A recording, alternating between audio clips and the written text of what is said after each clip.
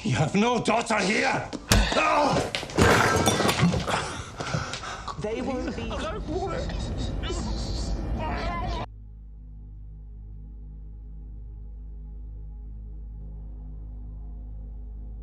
Diawali dengan terbangunnya seorang pria bernama Joe Potter di hari Natal. Ia tinggal bersama temannya yang bernama Matt di sebuah kabin yang sangat jauh dari kehidupan manusia. Di hari itu Matt mempersiapkan makan malam untuk mereka berdua. Diketahui mereka berdua sudah berada di kabin itu kurang lebih 5 tahun lamanya. Akan tetapi mereka tidak tahu kenapa bisa menerima pekerjaan di tempat itu. Mereka berdua juga tidak pernah membahas tentang hal itu sebelumnya. Dan di satu kesempatan Matt penasaran lalu bertanya lebih dalam tentang alasannya menerima pekerjaan di kabin tersebut. Bukannya menceritakan, Joe malah bertanya balik kepada Matt. Mendengar hal itu, Matt akhirnya menceritakan tentang teknologi yang ditanamkan di mata mereka yang disebut dengan istilah ZI. Matt ternyata dulunya adalah seorang pelatih kencan yang bertugas untuk membantu para pria single mendapatkan pasangannya. Pada suatu hari, Matt membantu seorang pria culun bernama Harry di sebuah acara pesta Natal melalui ZI miliknya. Diawali dengan cara meyakinkan Harry untuk tidak gugup dan percaya diri saat berbicara dengan orang yang tidak dikenalinya. Mengenalkan diri dan so asik itu yang diajarkan oleh Matt kepada Harry. Dan di satu kesempatan Harry tertarik dengan satu wanita yang dihadapannya yang bernama Jennifer. Dibuka dengan berbincang dengan gadis berambut pirang yang bernama Amy. Harry pun dikenalkan kepada Jennifer melalui Amy. Di sisi lain, Matt tidak bekerja sendirian, melainkan Matt dibantu oleh sekelompok pria single yang bertugas untuk memberikan saran atau pendapat mereka. Dengan bantuan Matt dan lainnya, Harry berhasil memulai percakapannya dengan seorang wanita bernama Jennifer. Jennifer bercerita kepada Harry kalau ia tengah mempertimbangkan keputusannya untuk meninggalkan perusahaan tempat di mana ia bekerja. Akan tetapi Jennifer merasa kebingungan untuk memutuskan bertahan atau meninggalkannya. Mendengar hal tersebut, Harry kemudian mengatakan kalau Jennifer harus percaya diri dan berani untuk melakukan apa yang ia percaya. Dan ketika Jennifer ke toilet, Harry mengatakan kepada Matt bahwa ia merasa apa yang sedang ia lakukan adalah sebuah kebohongan dan ia merasa sangat tidak nyaman untuk meneruskannya. Tanpa sengaja, Jennifer melihat Harry seakan-akan sedang berdebat dengan dirinya sendiri. Jennifer akhirnya memutuskan untuk mengajak Harry pulang ke rumahnya. Dan di sana Harry berpikir bahwa ia akan segera berhubungan seks dengan Jennifer. Mereka berdua pun pergi ke kamar dan Jennifer memberikan segelas minuman beralkohol kepada Harry. Di samping itu, Matt dan yang lainnya merasa bahwa tugas mereka sudah selesai. Namun anehnya setelah Harry meminum alkohol tersebut, Jennifer mengatakan kalau minuman tersebut akan membantu dirinya. Setelah mendapat efek dari minuman itu, Harry dan rekan-rekannya merasa sangat terkejut dan menyimpulkan kalau Jennifer pasti mengalami semacam gangguan kejiwaan. Jennifer salah paham dan menyangka kalau Harry juga mengalami masalah kejiwaan yang sama seperti dirinya. Ia berpikir demikian karena melihat Harry berdebat dengan dirinya sendiri di pesta semalam. Dan Jennifer berencana untuk mengakhiri hidupnya dengan meminum racun yang sama seperti yang ia berikan kepada Harry. Harry yang tengah sekarat berusaha menjelaskan kalau Harry bukanlah berbicara dengan diri sendiri, melainkan ia sedang berbicara dengan rekan-rekannya melalui ZI. Akan tetapi Jennifer terus memaksa dan mencekoki minuman yang beracun itu hingga mereka berdua tewas bersama-sama. And soon, they won't be.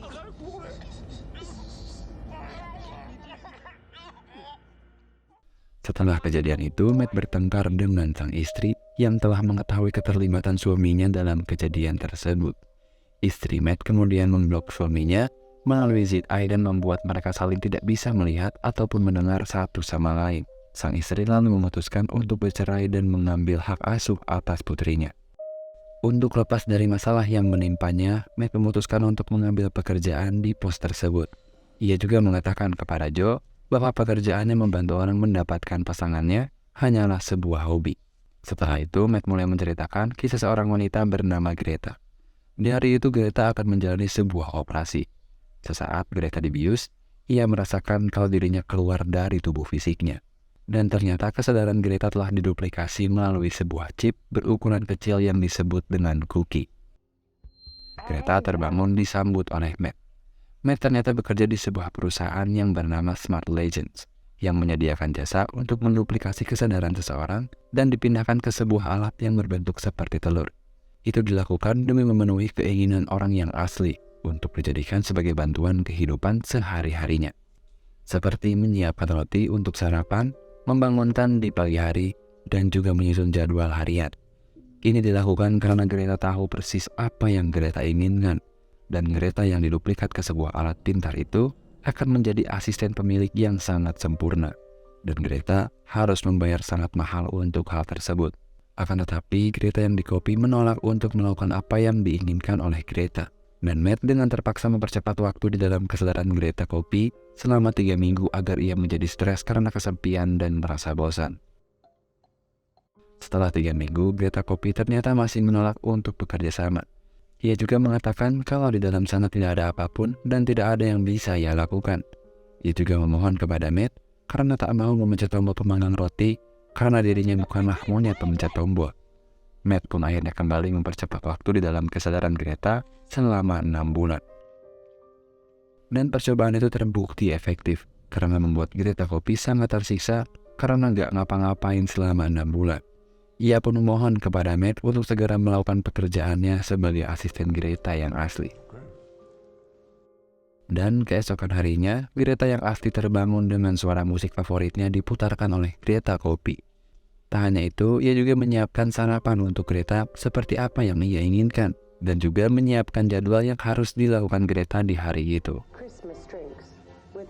Kembali ke Matt dan Joe. Joe pun akhirnya memulai bercerita tentang kehidupannya. Ia menceritakan tentang kehidupan asmaranya. Ayah dari kekasihnya tak pernah menyukainya. Lalu bercerita bahwa ia dulunya pernah menjalani sebuah hubungan yang sangat bahagia dengan seorang wanita bernama Beth. Di saat itu mereka sedang mengadakan acara makan malam dengan teman dekat mereka yang bernama Tim dan Gita. Joe menyadari bahwa Beth sedang dalam mood yang tidak baik. Joe tanpa sengaja menemukan alat tes kehamilan yang menunjukkan hasil positif dan ia pun merasa sangat bahagia dengan hal itu. Tetapi Beth tidak merasakan hal yang sama. Mereka berdua pun memulai perdebatan dan diketahui Beth berniat untuk mengaborsi anak di dalam perutnya. Merasa kecewa, Joe mengatakan kalau Beth sangatlah egois karena telah berencana untuk menggugurkan kandungannya. Tanpa memikirkan perasaan Joe, Beth langsung memblokir Joe melalui ZI miliknya. Dan keesokan harinya, Beth langsung meninggalkan Joe seorang diri.